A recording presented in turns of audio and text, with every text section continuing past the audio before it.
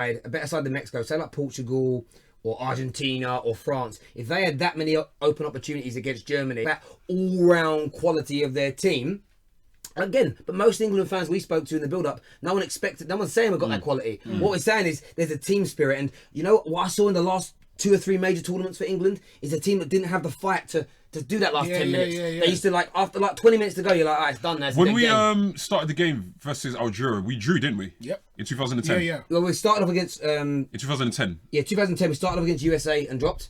Then we played we 1-0 up. Rob Green made the mistake. Yeah, that's the second game we didn't score against Algeria, but we never looked like scoring. Where today there was opportunities. They got calm. And the thing is, versus Belgium, and this is what I really want. I really want, because England will beat Panama. In my opinion, Belgium will beat Algeria. Yep. Tunisia, sorry. I'll keep on mixing over Tunisia. I would absolutely love if England play Belgium for that top spot, because it was like you were saying yesterday. It's if England can get to that spot where we can face a team of similar or better standing, then I think it's a mental block. It's that much the overall quality of a team. It's once you get past a certain stage, it's all of a sudden it's like, we're meant to be here. And that could galvanize. Okay. Yeah. Sorry, I'm still not used to this. Cool. So we have just gone. We've been on for about 15 minutes, but we've just gone live on Arsenal Fan TV. So welcome to everybody there as well. We've had some excitement in here. Actually, the first time we've gone live and there's been a goal scored, actually. And it was England. It was an England game. It was amazing as well. And we had a 10-second countdown, and Chris is like, it's going to go in. It's going to go in. It's going to. And then it sort of, we got that corner, and then bang, it went in. It's like you knew something. Bro. Chris Kane can tell the future. I've been telling you guys, I've been saying it from early. England, bare minimum, are going to get to the quarterfinals. And bare minimum, and I'm predicting a semi-final. That question. I don't know how to Millie Rock. This question here, yo guys, do you think Kane's goals paper over cracks? No, not at all. Because listen, if you can create, it's one thing to dominate possession. It's one thing to have on paper a lot of shots. When you can create that many clear-cut chances in a 25 to 30 minute spell, I'm talking about the first 25 minutes of the game, that shows you something. Credit to the Tunisian coach for recognising that and immediately amending that. So they didn't allow that space. We were having this conversation obviously during the game. They didn't allow that space in behind. Now, for me, a great team, because this is the same question I had for Argentina against Iceland. I had the same question for France against Australia. I had the same question against Germany versus Mexico. So this, like, we're showing you that even the best teams are presented with these issues where, listen, Tunisia may not have names that we're familiar with, but we have to respect that this is a world competition. This is world football. That's the best that country can produce. So if they're making it difficult for England, we have to give credit to Tunisia. Absolutely. Because listen, and you're right. You're so right. And interestingly, when you look at Tunisia, the highest ranked and arguably the best African nation, and you think how highly regarded like Egypt are because they've got Mo Salah in their team, the hype that was around Nigeria, Senegal, people saying Senegal are their last hope now, and I'm thinking, well, Tunisia are the best ranked side that they've got. Barely conceded in qualifying. As a barely conceded a goal. England put 2 past them today and maybe should have scored 4, 5 or 6. And so both sides need credit. And as you say, the adjusting of that tactic is really, really important. But I think what I find when I'm reading comments here, I was on Twitter, England players can have a mental block. But England fans have got this strange emotion around the nation's football team where it's like, if we're not battering a team 3 or 4-0, we're playing poorly, we're playing badly. And I think, what game were you watching if you weren't impressed over the course of 90 minutes with everything England did tonight? They had great moments, tough decisions go against them in both areas, but they kept on going. And when you've got a guy, I said it on the way up here, I was talking to my brother and I was saying, when you've got a player like Harry Kane, anything is possible. Do you know what? It's sorry, Adam, because I'm only about to say something. That's what's hilarious, because literally just before that goal went in, these guys will testify. I said, it can be unfortunate because you can play so well for the majority of the game, right? Like for me, England have played well from first minute to the last minute, right? Generally speaking. And sometimes it's just individual quality that can go wrong and that can go well. So Kyle Walker, I'm sure we're going to have a discussion around the penalty shout, but regardless, you can't play yourself in that position. Or maybe you're just used to it because something you can get away with in the Premier League. But at this stage of world football, then you need to be a little bit more street savvy in the way you defend and the way you defend off the ball.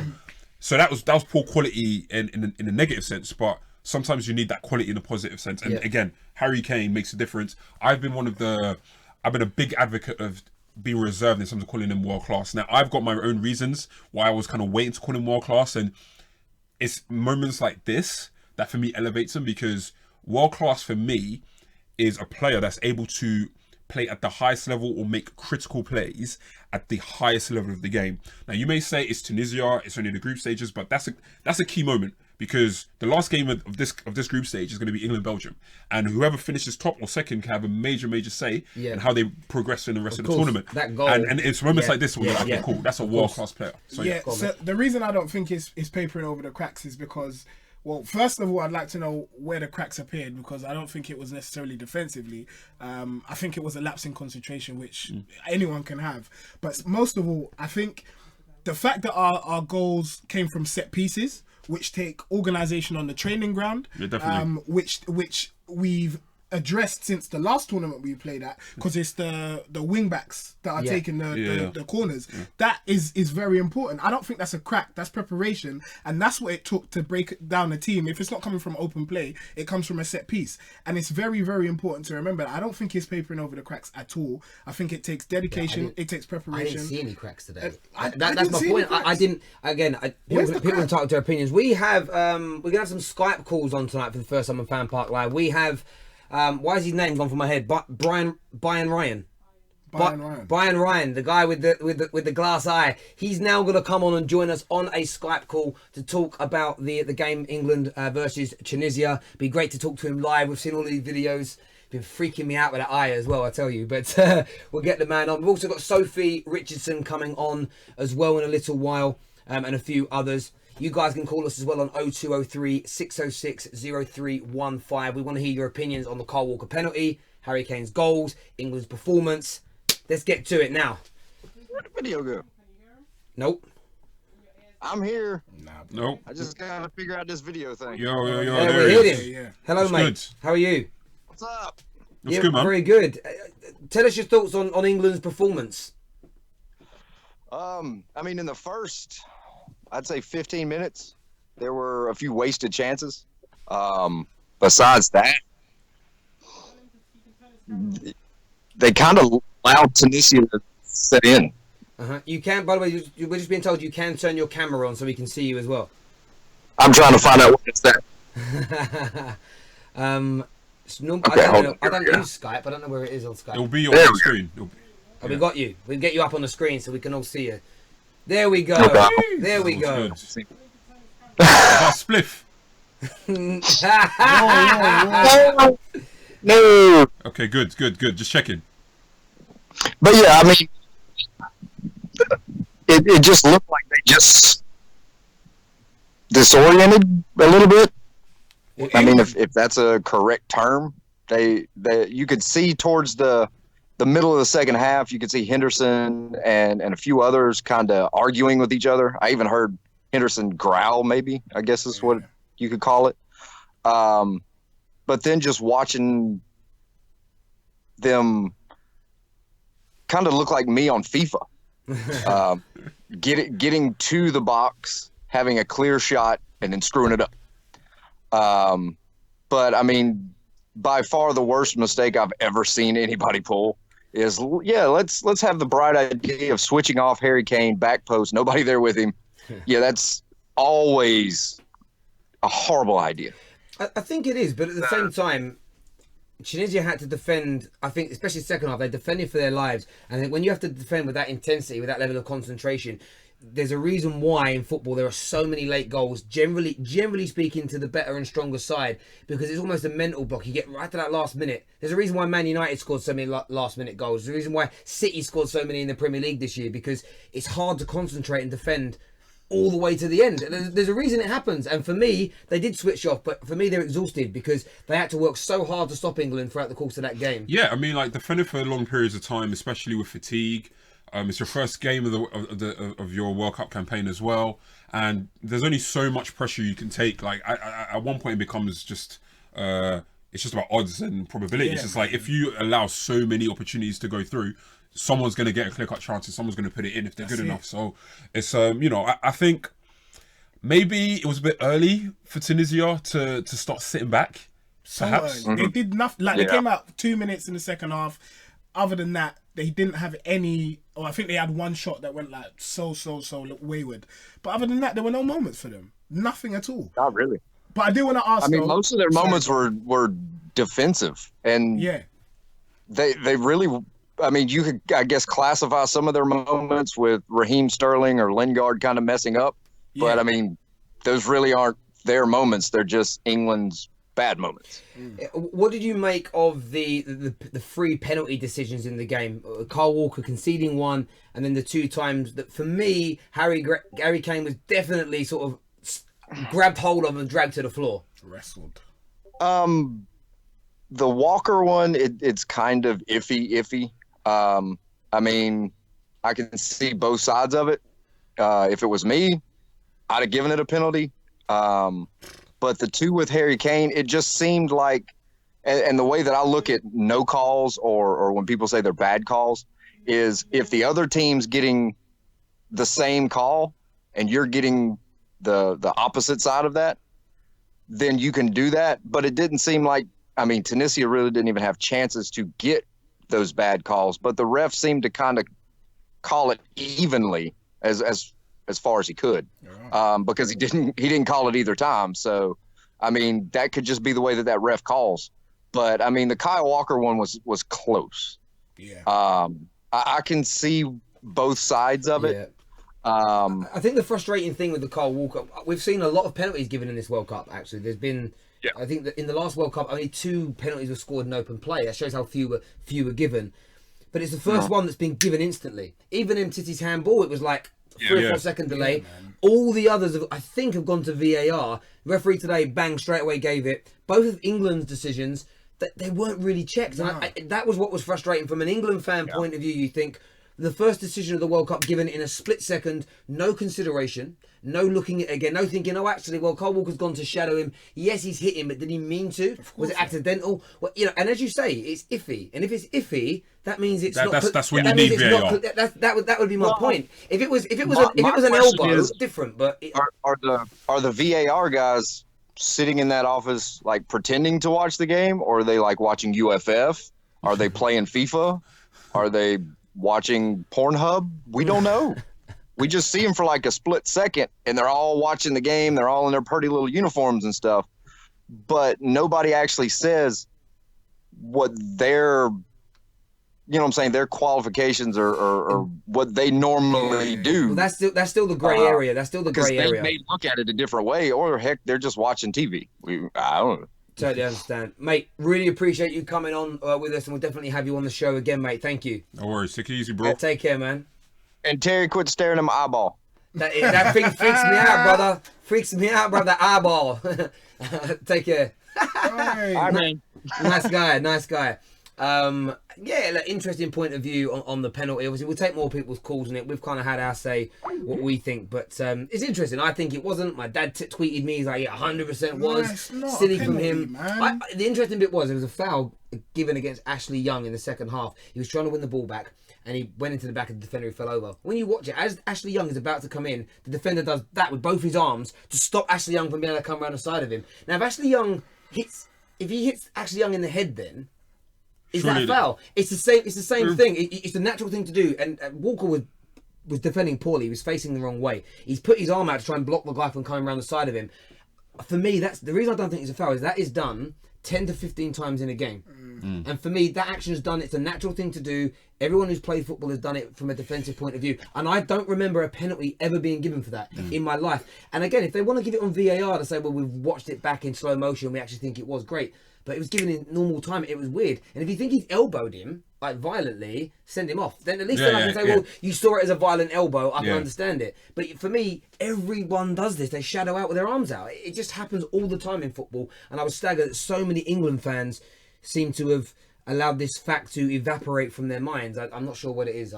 Do you reckon referees do research on the players beforehand? Because the only reason I ask is because that same guy that won the penalty for Tunisia dived a lot in the second half, and I'm just wondering if the referees knew about players that had a reputation, then soft penalties like that wouldn't be given. Because in my opinion, that's never a penalty.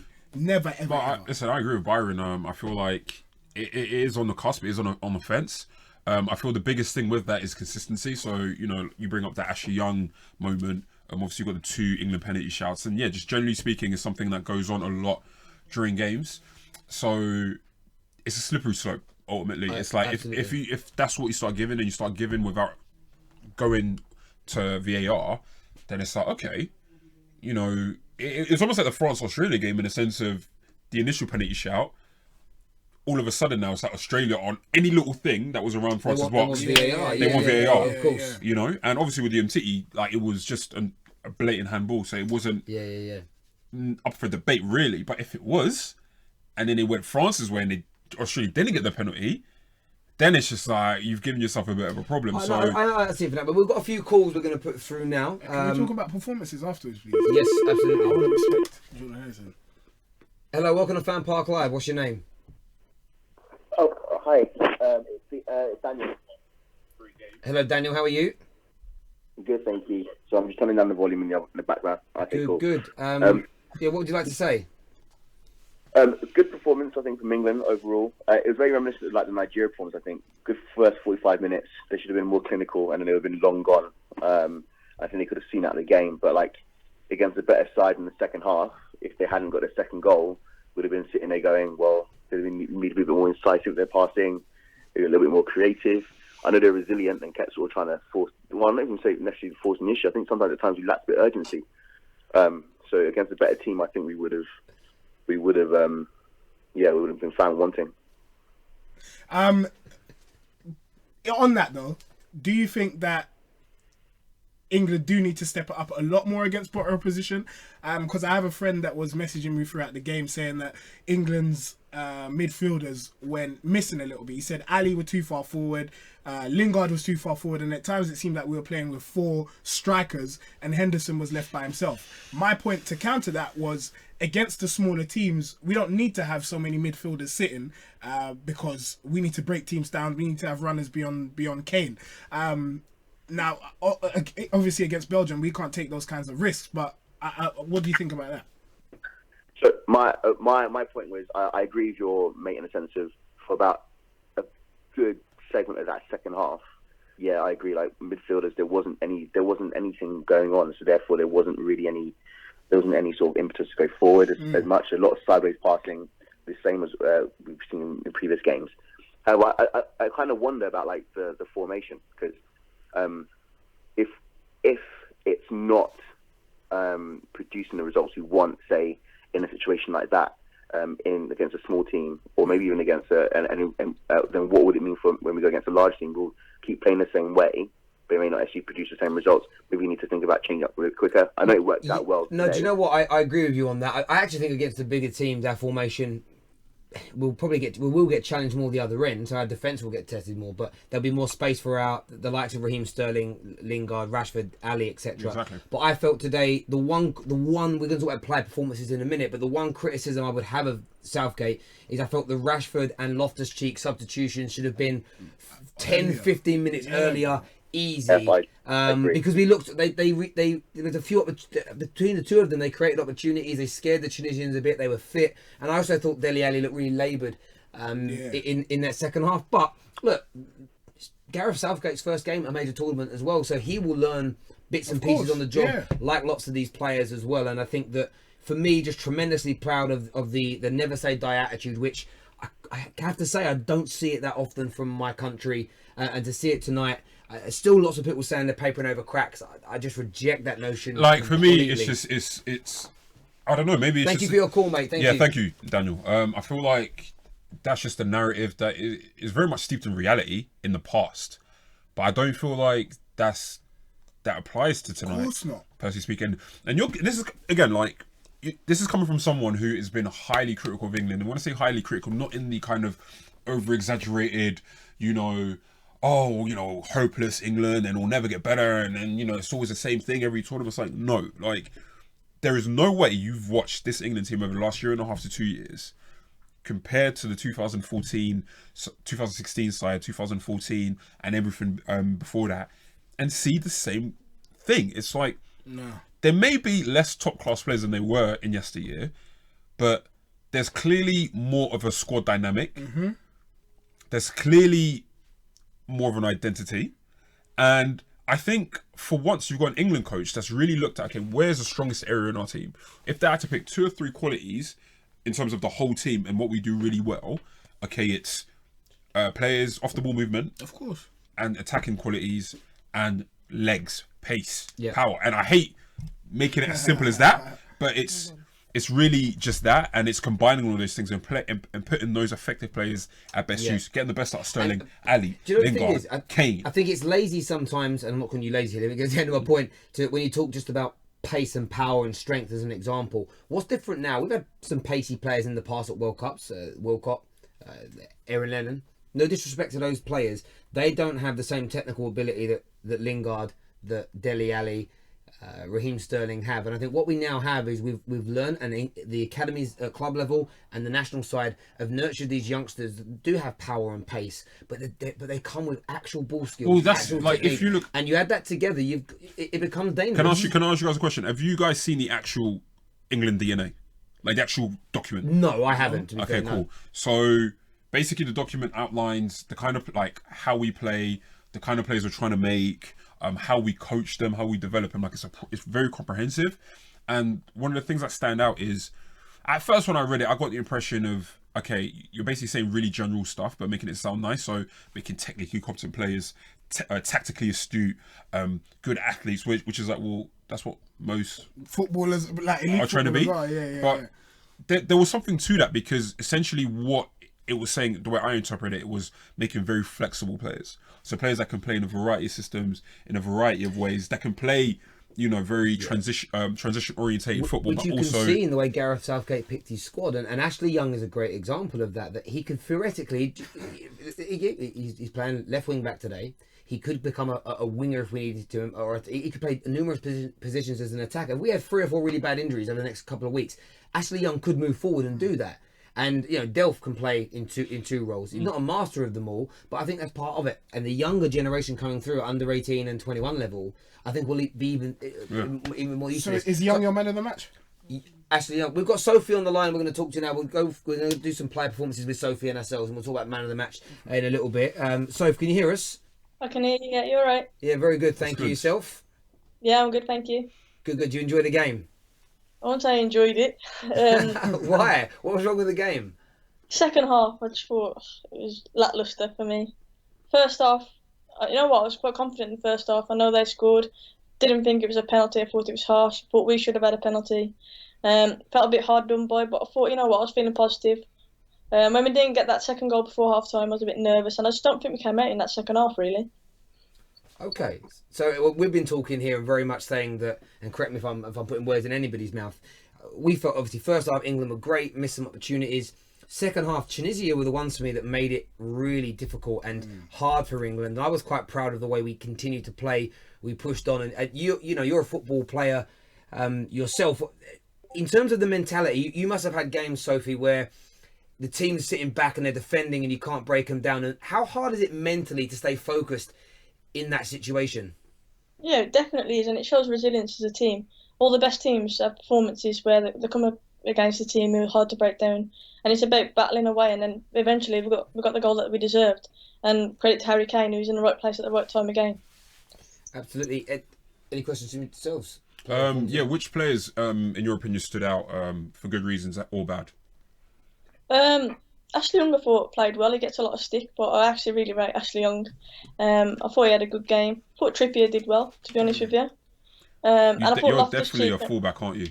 Yeah, definitely. And I thought Loftus-Cheek and Rashford, when they came on, they changed the game for us. Now, you're a defensive midfield player, aren't you? A bit of a tackler.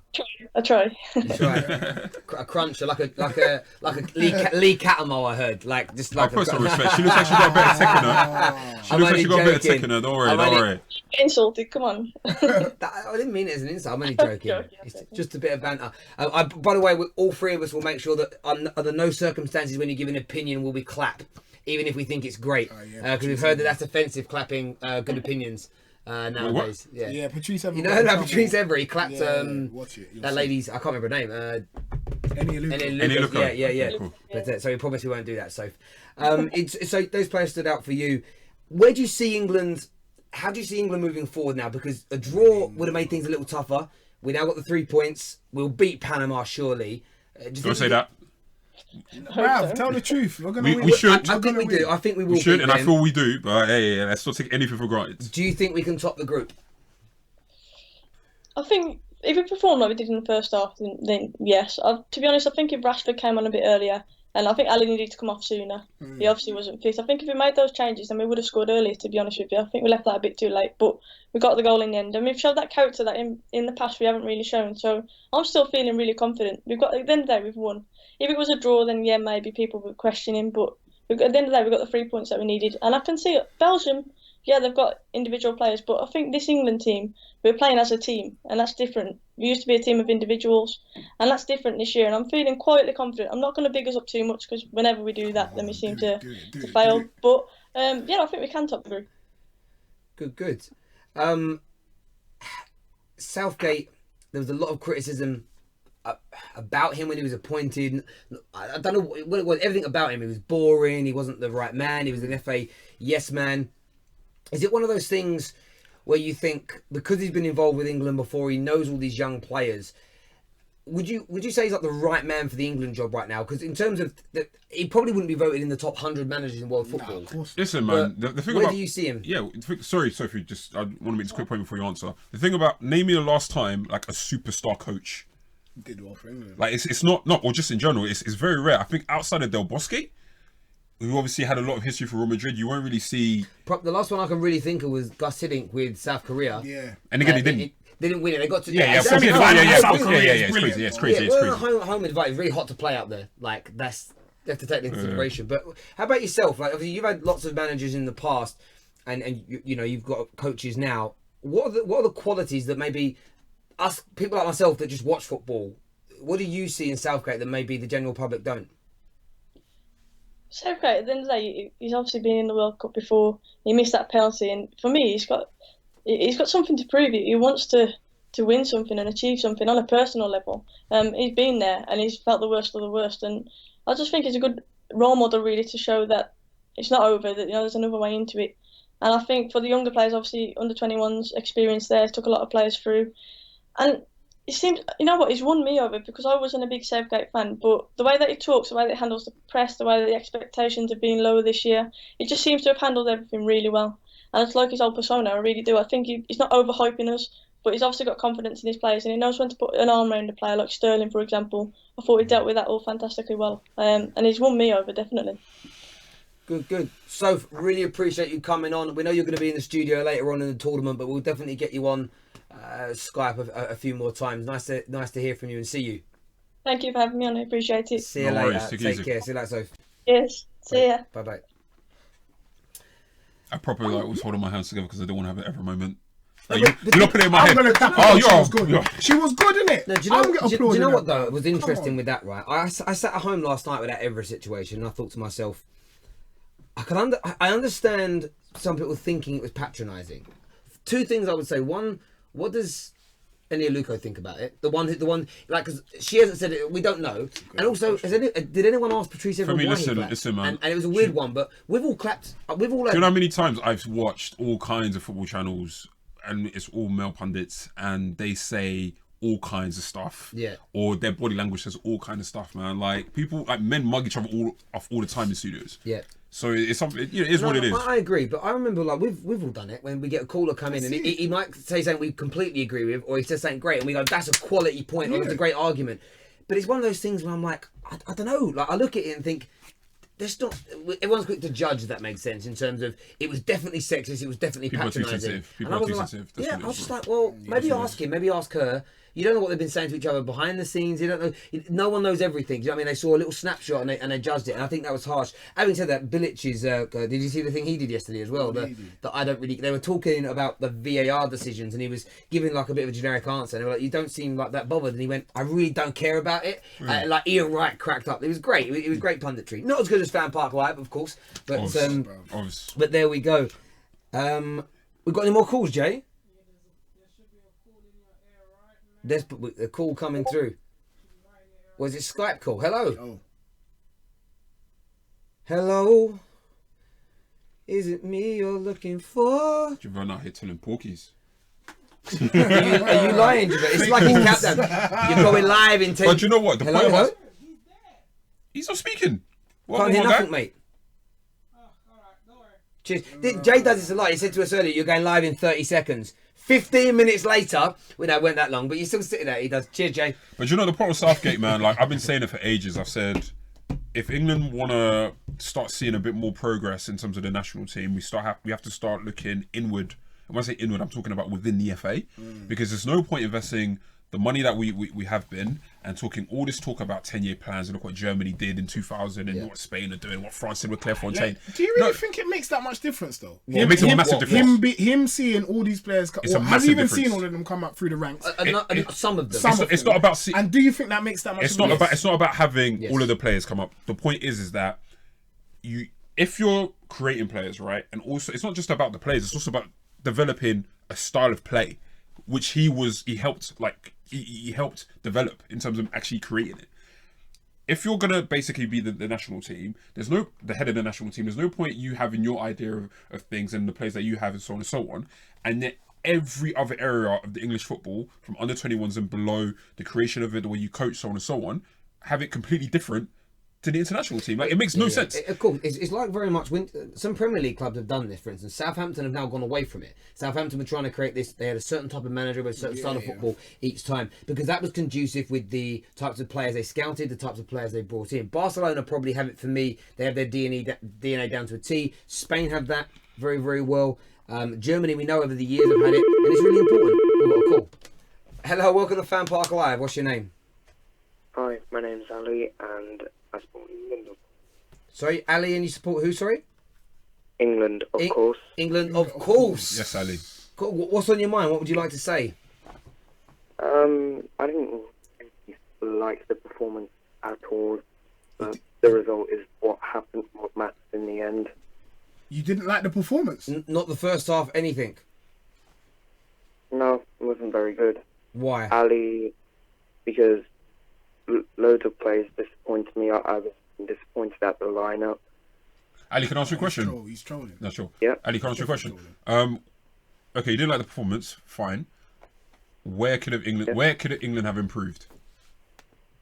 Just in the final third, they've been dreadful. Like Sterling and Ali, they were dreadful in the final third. They just couldn't finish.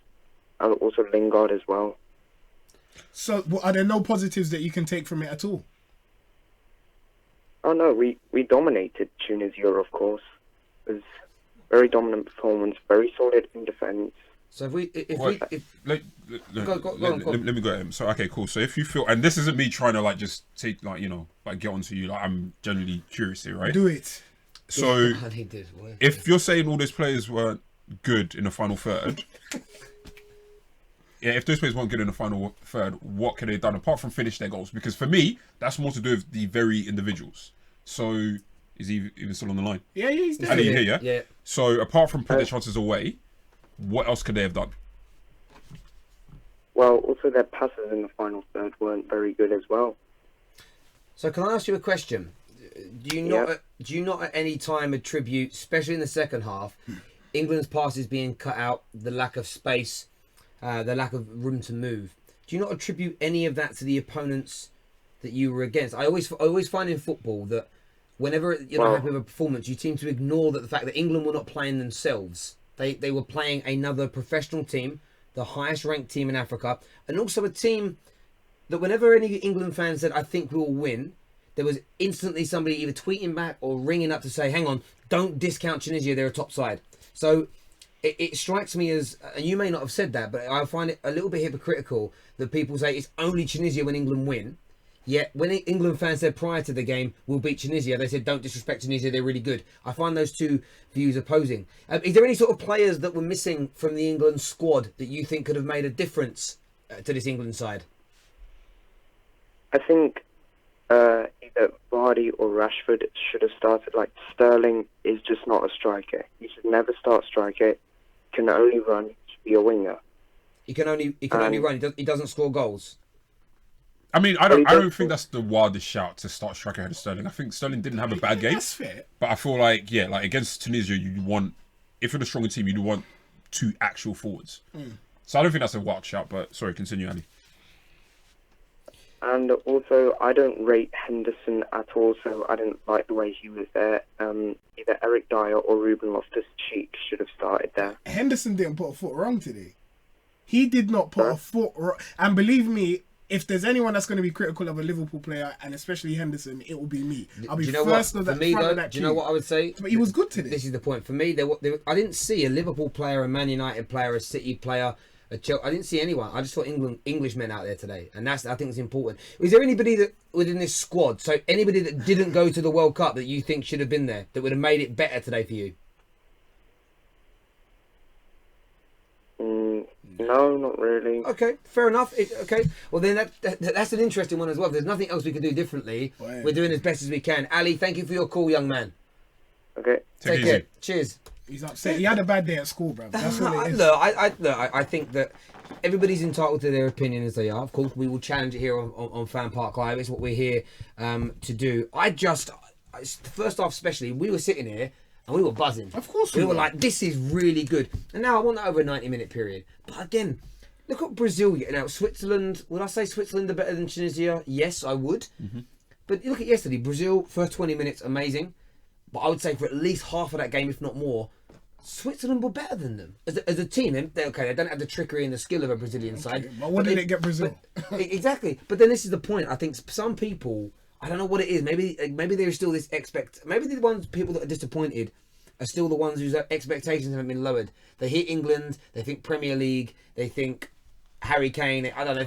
And maybe they expect more than what they got. But can't they differentiate between the two? No, Premier League doesn't necessarily mean England squad. It doesn't mean there's no. I agree with you. I'm trying to get into the mindset of some of these people. We got any more calls, Jay? What a loser. Is this Skype call? Devon? What's going on, guys? What's good? What's happening? How are you? Yo, man. Mates, everything's great over here in Atlanta, Georgia. Oh shit, Atlanta, what on? A-Town. What's good? I'm sorry. This guy, bro. I was in Georgia for 2 seconds. Your devil was good, bro. Dude, life is amazing, man. Atlanta, Georgia is a beautiful place. Yeah, the camera's on. Oh, can you turn your camera landscape? Camera is landscape. There we go. Boom. However that is now, it's perfect. Where's your kit today, bro? Where's your shirt? You had a shirt on every other day. Right here. Got it on right here. All right, Lovely jubbly. right. What kit is that? Who's that? That's Atlanta, bro. This is the Atlanta United Okay, What, cool. Yes, Atlanta have got a proper community of like soccer, bro. Like Atlanta's popping out there, bro. Oh yeah, man. We're rocking between 45 and 75,000, depending on the. Atlanta is the only city I've seen with an actual like 8-a-side like 4G pitch. Wow. Oh yeah. Absolutely, yeah. We've definitely stepped it up at Mercedes-Benz Stadium. There's also a program called Soccer in the Streets right now that's putting futsal pitches up in our MARTA stations, doing amazing things, building pitches so that the kids can get in and play. Can I ask you? Tearing down the barrier to entry to the game. Can I ask you this question, right? When it comes to football, right? Yeah. Do you think it could? Like, there's a lot of I know a lot of Americans who like football in terms of soccer is their number one sport. Is there ever a chance that you guys will just call it football like we do? Could that ever happen in America? Because that would make me the happiest man in the world if we could get that into the vernacular of Americans. That's almost like Britons against Americans in a civil like that's the whole thing all over again, bro. You're starting to hear more and more call it football though. Football. Yeah, football. You got 8 years. You got 8 years. There's no way you're hosting the World Cup and still calling it soccer. I'm sorry. Yeah, you're not going to be allowed to do that. Like literally, FIFA. Honestly, that won't happen. But listen, on England's performance today, we know you watch every game at the World Cup, mate. Were you impressed with the way England played, or a lot of England fans still feel it was like papering over cracks? Where do you sit? No, I was not. I was not impressed. I guess the best way to say it. Hold on, I got a call coming in.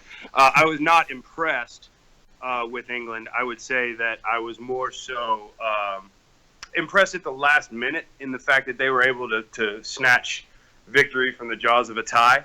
But other than that, they were lacking that number 10. They were lacking the creativity of a Jack Wilshere in the midfield or an Adam Lallana to kind of drive the team. There's a real disconnection between the defensive portion and the attacking portion of the pitch. I agree completely. Can I just add on that? Sorry. Yeah, I feel like this is the kind of game where hopefully this is a challenge, because I think Southgate will learn from this, and again against teams that kind of play like this, and I think we're only going to really face them in a group stage. So I think outside of Panama, going further into the tournament, I don't feel we'll face teams that just want to sit back and just contain England. Face Mexico or something. I think even Mexico wouldn't set up like that. They'll come out and attack a little so more. I feel like I 100% agree with you, but I think if we were to face teams like that throughout the tournament, round of 16 quarterfinals, then maybe. But I think generally speaking, I think we can get away with like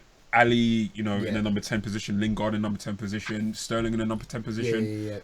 You're going to face a team in 10 days that's going to run at you and run at you and run at you and run at you. If you don't have somebody to contain that creative midfield, you're screwed against Belgium. Yeah, but I think in the game against Belgium, I think there'll be some changes. I think Eric Dyer and Henderson will both be in that team. Definitely. And I actually think you might see Vardy start. Vardy, when there's space to run into, there was so much space.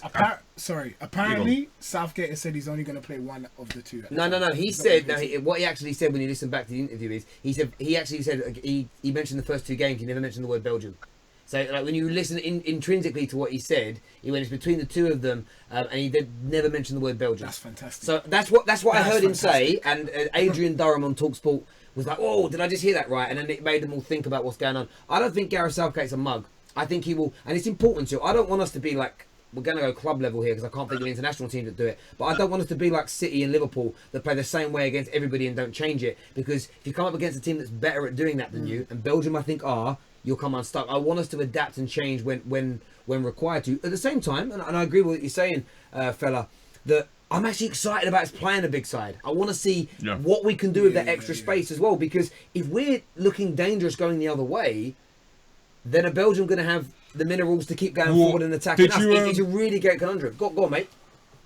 Now, fellas, there were three names that I haven't heard mentioned by you guys or by really anybody else for man of the match type people, and I said it very clearly in my video for Ultimate Football Fan, and it was Kieran Trippier was amazing today for you guys. Harry Maguire was incredible, and John Stones basically set up your goals. Yeah.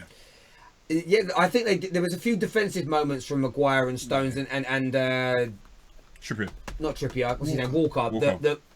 That's why I wouldn't have picked the man of that. We spoke about Young and Trippier as fullbacks. Thought they were both brilliant. Mate, I think you're right. That's the thing today. I was so impressed with so many England players. It's kind of hard. It's almost like I'm going to go home tonight and watch the highlights again and then probably see things I didn't. Because you watch it as an England fan. I was so nervous the whole time. I was stuffing my face full of sweets. Just because I was like, I was staring that I was clucking. But look, mate, really appreciate you having on. We'll obviously absolutely. Let everybody real quick, much respect to Pickford. He guessed right on that penalty. He was inches from. He was, mate. Listen, cheers for coming on. Enjoy the rest of. What time is it over there? It is early. Too early. It's drinking time. Nah, go and enjoy yourself, mate. Take care. No worries. See you, mate. Bye. Man's drinking on a Monday. I love that. Do you know what I mean? But there we go. Fair play. We have a super chat here from Mr. Glenn Johnson, who says Lingard and Sterling showed again that they can't finish under pressure. It's worrying because at their club level and age, this shouldn't be a problem. I can't lie to you. I saw Sterling score at least 3 match winners last season. I saw Lingard score spectacular goals in FA Cup final. You're talking Fraff. Next. Do you know what I'll come down to? I will add on that. Again, I've said it yesterday. I'll keep saying these same things again until I think it gets into the mind. England's greatest ever goal scorer is a man called Jimmy Greaves. If you've never heard of him and you're an English supporter, seriously stop watching football. The guy was an absolute genius. He said this on numerous occasions on TV, after dinner shows that I've seen him at. If he scored the goals he missed and missed the goals he scored, he'd have scored 3 or 4 times the amount. And this is how many goals Jimmy Greaves scored.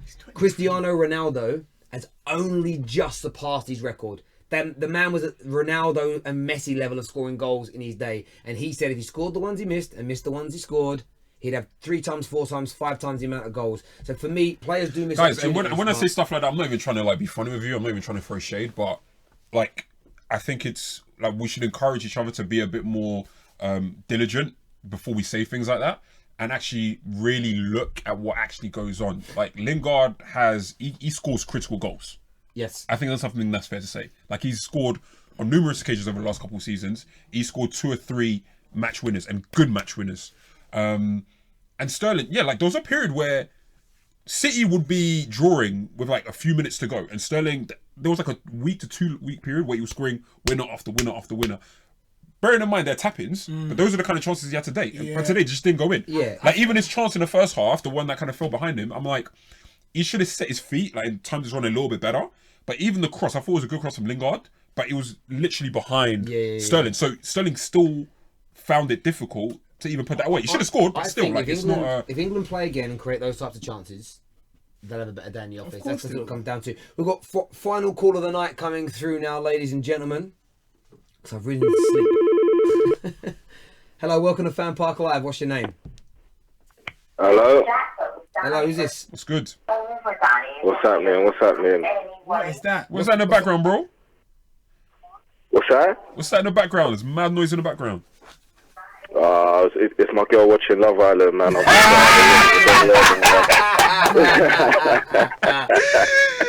I'm not even going to get on to him. What do you think I'm going home to see right now?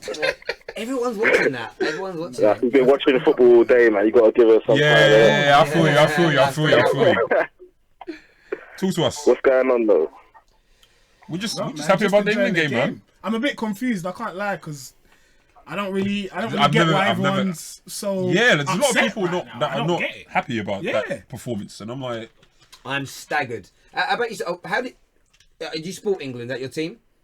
Yeah. I'm really pleased, to be honest. Yeah, especially with the we're first gonna 20 clap. minutes. We're patronising you. We're clapping, but yeah, mate. What was great for it? Tell us how you felt. What was great for you? I feel like the first 20 minutes, what's his name? Maguire, like, impressed me the most, to be honest. Like, he was getting the ball forward to the forwards as quickly as possible because we don't really have that like creativity in midfield. So I feel like him and Stones were doing that job for us really well. Yeah, I agree. And it was causing Tunisia all kinds of problems, man. Like, yeah, man, I was really impressed, to be honest. Yeah, definitely. No, I agree. Like, We were saying during the game that in a couple of seasons, if Maguire continues the way he's been playing, he could easily get a move to a bigger club.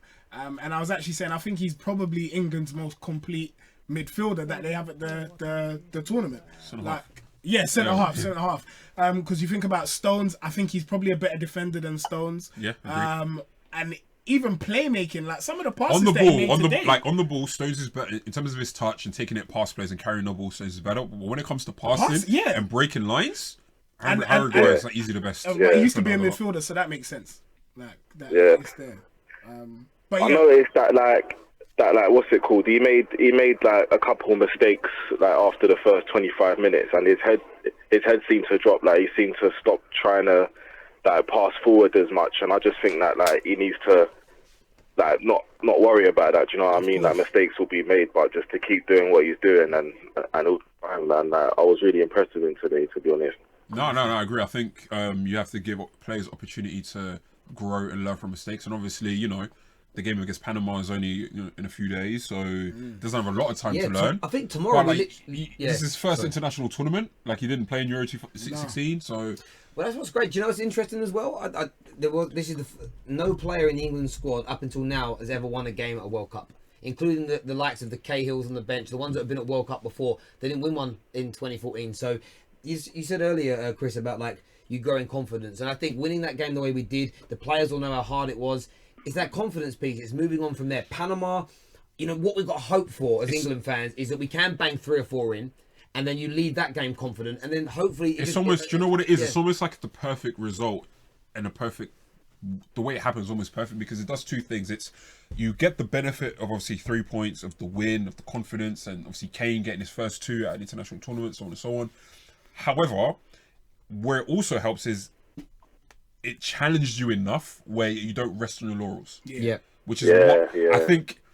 Well, that will happen to Russia because obviously Russia have a home advantage. But I think sometimes when you look at teams that win really, really well, at the very beginning of an international tournament, it can kind of sit in.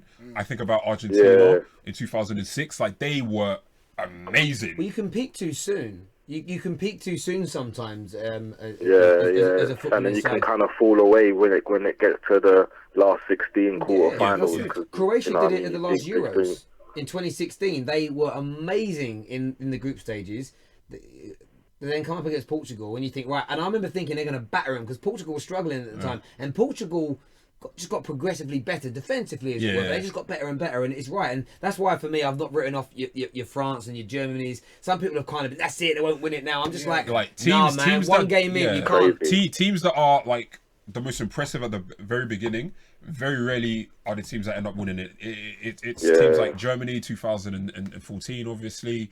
It's rare, bro. Like, it's rare. Like, the teams that go on to win the tournaments aren't necessarily teams that start off the hottest, and I just feel like England found themselves in a good position in both senses because you get the win, that helps, but at the same time, it asks enough questions of your coach and of the players where they look back and they have to assess and be like, okay, cool, we got the win, we feel good, but there's more work to be done. And I feel like in a way it's almost better than winning 4-5-0.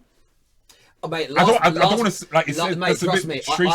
I would the way I would give an example being right. That game in my lifetime at international tournaments, the way we won that, and then with the way we beat Sweden in Euro 2012 with the Welbeck sort of back heel goal. Those two are my favourite moments in tournament football. Last minute winners are the best. I would rather a last minute winner than a 5-0 victory in any game because at the end, hindsight wise, you know what? Always, it's different. Yeah. It's different because if you compare it to, sorry, I know you're on the line, my bro. If you compare it to England in 2006 when they faced Trinidad and Tobago, and then it took Crouch, like obviously that was a close game, but England didn't play well. They got the 2-1 win, but they didn't play well. Yeah, exactly. When you didn't play well, mate, really do appreciate your call. We will let you get back to Love Island. Big up Adam though, that's my guy. Big up Adam. Big up my guy Adam though. I don't want Love Island do this thing, bro. Everyone's watching it. I might have to start. And You catch have up. to. You have Love to. Island is lit. Love Island is lit, bro. Brother, take care, my man. Thank you.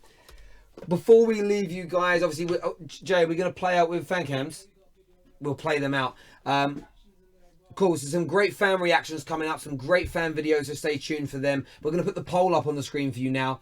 This is what we put out earlier on today. You can see at 5 o'clock. Who will finish top of Group G? Belgium, England, Panama or Tunisia. They have to be in there. 52% currently talking about Belgium doing it, with 40% saying England. But that might be how the group finishes. That literally could be the order that you're in there. Tunisia and Panama with like a point each if they draw with each other. There you go. But look, it's one of the. Do you know what's really good for England? Now, I'm not saying both Colombia and Poland are not mugs. I think they'll come first and second in the next group.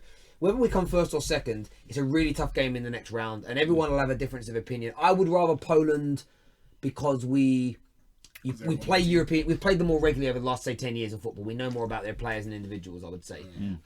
But either way, you know, most important thing is to beat Panama. That's all I'm really looking at the moment is what we do. One game at a time. In that game. But go check out the page there at ULT Football Fan, the Ultimate Football Fan Twitter page. Go follow it. Vote and do us a favour. Look, we've had like 3,400 votes, but 6 retweets. I never get that. When you vote, press the retweet button. It really helps give everyone them votes, more votes. Happy days, guys. Listen, someone's wrote Danny Dyer. That's not what you No. His daughter's on Love Island. Oh, is she? Yeah. I don't. Let's not talk about her because I like her with Jack, and I want to be respectful to Jack. Her name's Danny as well, though. Yeah. Oh my day. Is that an Essex thing? Bruv, relax. No. Chill out. This boy's Essex. He's Hey, chill Essex. out, He's bro. Essex. Do you know what it is? I've got a lot of mates. I actually got my friend, one of my best mates, David. I'm not going to say his surname in case they want me to, but his dad's called David, same surname. He's called David. His son's called David. Like literally, and I think he's the grandfather. So 4 generations of the same name. Some do it, but then that's the way it is. Listen, guys, thank you always for tuning in. Let us know what you think about us having the Skype calls. I think they make the show a little bit. They break the show up nicely. I think actually we're going to do more of them going forward. If you want to get involved and Skype in, either leave comments below on this video afterwards, message us on Twitter. We can get it sorted out. We just need your Skype address. We can get you on the air to give you a bit of airtime as well. Everyone, take care. God bless. Well done, England. Wonderful job from Harry Kane. And let's roll on Panama. Take care. Take it easy. Peace. It's coming home! It's coming home! It's coming! Football's coming home! Harry Kane come off the hour, come off the man. Only one person who's going to step up, and it's got to be Harry Kane. He's one of our own, Walthamstow born Harry Kane. Brilliant 2 goals from the lad tonight. He's come on and he's done the job. England left it late. They left it very, very late. And they need to watch their performances in the second half if they're going to go forward to the tournament. But a brilliant start for England in the end. 3 points was all that's needed. Come on, England. The World Cup is coming home. What is happening, guys? Right now I'm in Heathrow, waiting for my transfer to Terminal 4 to go to Russia towards World Cup. That's my announcement. Anyhow, England fucking did it! England fucking did it! I mean, my head pitch was, I'm really, really happy because, I mean, they really deserved it, especially after the first half. The first half, they should have been up 2-3-1 at least, and the referee was a proper prick for not giving away the penalties. And, I mean, to be fair, I think he was really for Tunisia. Nevertheless, England did it, Harry Kane double. I'm very, very happy. But I hope the team really improves and will be more clinical. Otherwise, yeah, come on England, yes! And see you all from Russia. What is up, guys? England 2, Tunisia 1. We were made to wait till the last minute, but Harry Kane is now banging in the goals at the World Cup. They said he couldn't do it in the Premier League. They said he couldn't do it in the Champions League. The last thing they said he can do is international level. Now he's got a brace in the World Cup, winning games for England. And you know what? We were made to wait for it, but I'm absolutely buzzing winning that game from 2 goals to 1. And come on, England! Come on, England! I'm here in Portugal on holiday with my mates. Unbelievable result at the end of the day. Tunisia were absolute bastards, I thought. Fouling at every opportunity. The referee was absolutely disgraceful, I thought. Walker giving away a penalty with a really cheap foul, and I thought that Kane was muscled to the ground a couple of times. Really, clearly VAR should have been picking that up, but you know what? We got there in the end. Harry Kane, 2 goals for England, absolutely buzzing, loving that. Come on, England. Yeah, so ladies and gentlemen, welcome. Just to give my reaction to the Tunisia versus England game, I thought England, maybe on the balance of play deserved to win. You know, they really programmed, tried hard. You know, but still, you know, they had to score from 2 set pieces, and that shows you the lack of Jack Wilshere is a problem. You know, but they huffed and puffed, and I think they played reasonably well. But the introduction of Rashford and Loftus-Cheek and you know the emergency boys, I think they really kind of pushed England over the line. Obviously, the captain himself, Harry Kane, an Arsenal product, you know, delivered the good, which is good to see.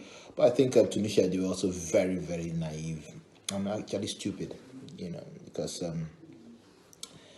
you don't have the ball. You had the defender had Loftus-Cheek on him. Just patch him the ball and to go to throw-in or kick it out for throwing. Don't concede a corner. People like Harry Kane, that's what they live for. Corners, tuck it away straight. You know. And then from the corner, there was no man at the post. So he actually snuck that header in.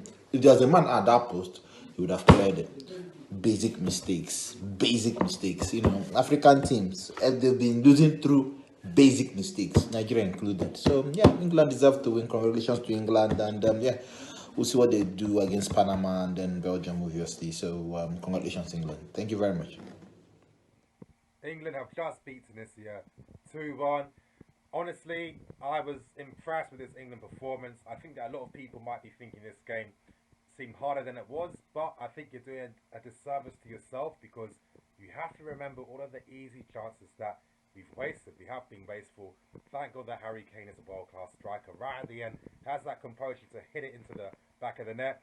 Ruben Loftus-Cheek, he comes on in the second half, changes the whole dynamic of the game. Of course, one-touch passing. The play is much quicker. Movement in behind. That intensity that the English midfield had during the first half was back again. Honestly, Southgate, I feel, made it a bit too late, but still, it had the right impact that he wanted.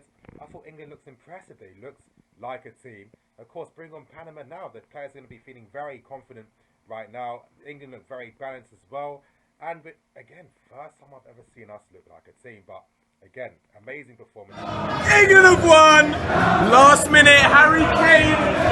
What a goal. What a frustrating match. It had 1-1 written all over it. Same old England, very boring. But thank God for fucking Harry Kane. What? Lord and Saviour. Get in. Come on, England.